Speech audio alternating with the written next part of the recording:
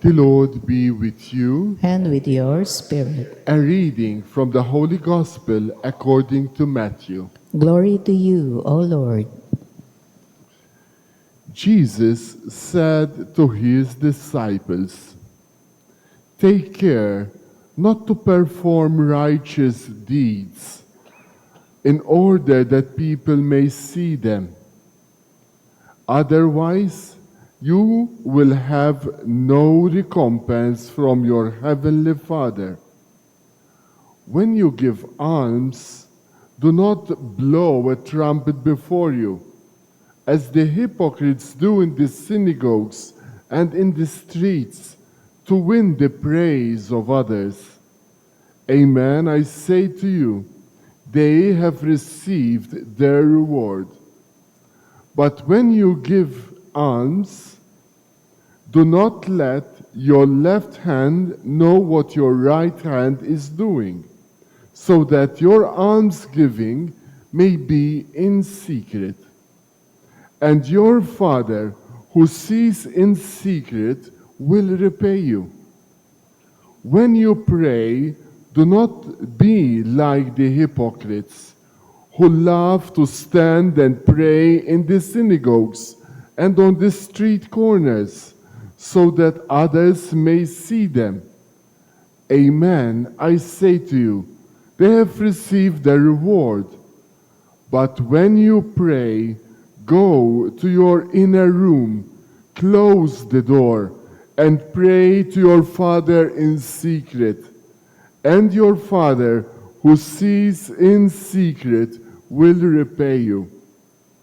When you fast, do not look gloomy like the hypocrites.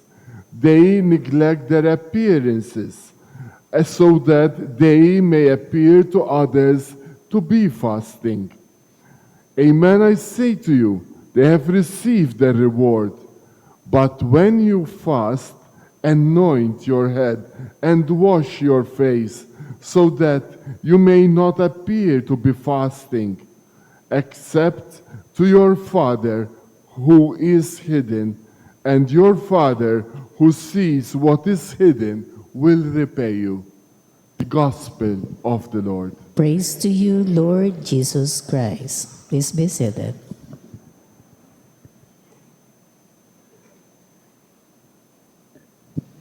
Praise be Jesus Christ. Now and forever. Good morning, dear friends. Pakibati nga ang katabi natin ng good morning din. Hindi po bawal ngumiti sa Ash Wednesday. Hindi po tayo pinagbabawalan. But of course, we are now entering into another season in the church calendar. We are entering the season of Lent, Quaresma, at nagsisimula ito sa Miyerkules ng Abo. Maganda yung tunggalian na or contrast ng dalawang salita na ginagamit ni Jesus sa Ebanghelyo ngayon. Magandang panimula ng ating paglalakbay sa Quaresma. Meron siyang dalawang salita, salitang Griego, hypokritos at kryptos. Hypokritos ay yung actor, yung palabas, artista, hypokritos. Literally, hindi naman ito yung mapagkunwari, but it's just doing things to perform. Hypokritos are not really bad people, but hypokritos are people who do things just for a show, just for people to notice them. In contrast is kryptos.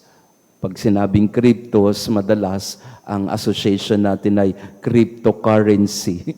Kaya mag-ingat din tayo sa cryptocurrency kasi yung ibig sabihin ng crypto ay in secret, in the hidden place.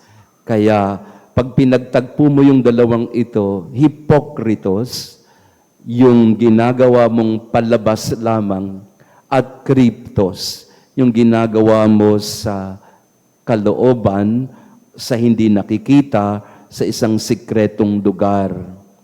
Ito yung panahon ng Quaresma. We enter not in the hypokritos or in the externalities. We entered into the kryptos, into the hidden place where God can be met in prayer, in fasting, in almsgiving. Lent is the time when we entered into our cryptic cave, like Elijah. Lent is the time that we entered into the cryptic desert, like Jesus and the chosen people in the wilderness. So, cryptos, pagpasok sa loob sa hindi nakikita. To live in secret means to rest in God rather than in the gaze of others. The public ashes that we will receive are meant to lead us into the cryptos, into the hidden place in our hearts where real conversion may happen. Saan nangyayari ang pagbabago o pagpapanibago ng sarili o ng pauugali? Hindi kapag tayo ay nagkukunwari o nasa labas. When we enter into the desert, into the nakedness of our life, that's where we begin to transform. Katulad ng magandang halimbawa nito ay like the metamorphosis of a caterpillar. A caterpillar enters into a cocoon for how many days, and then it comes out a butterfly. That's Lenten season. Lenten season is entering into the cave, into the desert, into the cocoon of hiddenness, so that we can come out in the resurrection together with Jesus. A few days ago, nagmisa kami sa jail, sa Manila City Jail. And meron akong sakristan na nag-serve sa misa. Bago magmisa sa Manila City Jail, nagkukwentuhan kami. Sabi ko sa kanya, anong kaso mo? Ba't ka nandito? Sabi niya, Father, drugs po. Yan. Ang sabi ko, anong balak mo? Yan. Marami kami napagkwentuhan. Pero ang kwento niya ay, sabi niya, kung kailan ako nakulong, Father, tsaka ako doon nagkaroon ng maraming mga realization sa buhay ko. Tinatapos niya ang kanyang college ngayon sa loob ng bilangguan. Dahil nung nag-aaral siya sa labas, wala siyang pakialam sa pag-aaral. Ang sabi niya na hindi ko makalimutan, kung kailan ako napasok sa oblo, sa loob, doon ako nagkaroon ng pagbabago.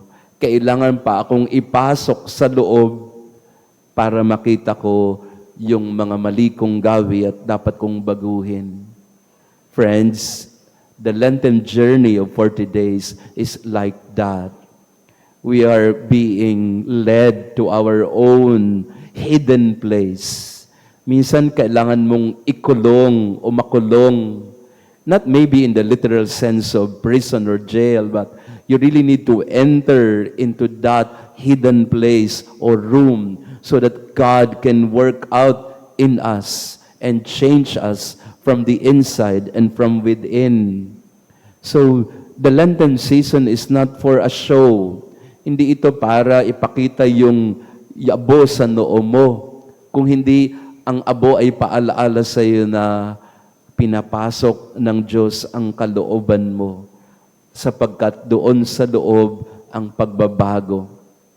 Pinapaalaala sa iyo na ang markang ito ay marka ng iyong pagkatao, na marupok ka, na ikaw ay darating din sa panahon na ikaw ay magiging alikabok lamang na mawawala. So, let us journey together this season of Lent. We entered into our cryptos. We entered into our hidden place so that Jesus can change us from within. May metamorphosis happen in our journey this season of Lent. So I invite you now, Father Mark and I, we will lead you into this journey in the desert. And in fact, this is not exactly a journey. This is really more a hibernation, like a snake na pag nag-hibernate siya, nagbabago siya ng kulay. Like a caterpillar, we entered into our cocoon of metamorphosis so that we can be changed. Not just changed from the outside, but to be totally transformed from within. This is what Lent is all about. Pagbabago sa loob para ang buhay natin ay magkaroon ng pagbangon at magkaroon ng pag-asa. Praised be Jesus Christ. now and forever. May the sacrament we have received sustain us, O Lord, that our Lenten fast may be pleasing to you and be for us a healing remedy through Christ our Lord. Amen. Nagsimula na po tayo sa ating paglalakbay ngayong panahon ng Kwaresma. Tayo po ay magbabasbas ng abot, maglalagay sa ating noo. Again, do not be a hypocritos, doing things for a show. Instead, enter into our cryptos, enter into our hidden place so that God can transform us. I'd like to invite you this coming Saturday. Meron po tayong Lenten recollection starting at 5 o'clock with the Mass and then recollection talk after. Pag-usapan po natin ang ating paglalakbay bilang pilgrims of hope leading to joy. Gayon din, meron din tayong pilgrimage, parish pilgrimage sa March 21 naman.